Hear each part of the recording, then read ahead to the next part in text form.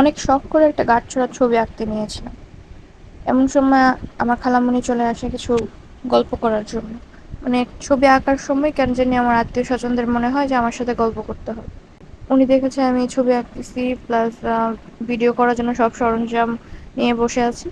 তো বেসিক্যালি আমার রিলেটিভরা যখন দেখে যে আমি কোনো ভিডিও করার জন্য আশেপাশে জিনিসপত্র নিয়ে বসে আছি, তারা খুবই আগ্রহ নিয়ে আমার আশেপাশে বসে থাকে যে আমি অ্যাকচুয়ালি কী করতেছি এটা দেখার জন্য।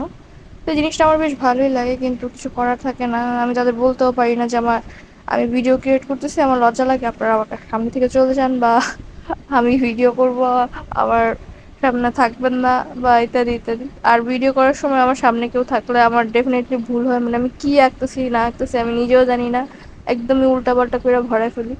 মানে এই ছবিটা যে আমি আঁকতেছিলাম, আমি কি আঁকতেছিলাম আমি নিজেও জানি না।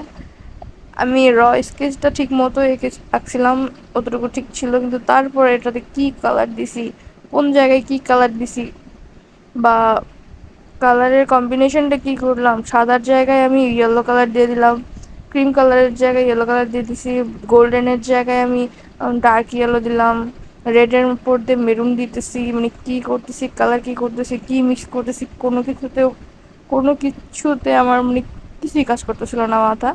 তো যাই হোক, কোনো রকম আমি কিছু একটা পেইন্ট করছি। বাট এটাকে ভাবছিলাম আমি একটু 3D টাইপ করব, যেহেতু আমি অনেক প্র্যাকটিস করছিলাম এই পেন্টিংটার জন্য। বাট কিচ্ছু হয়নি, একদম পুরো গোছামি।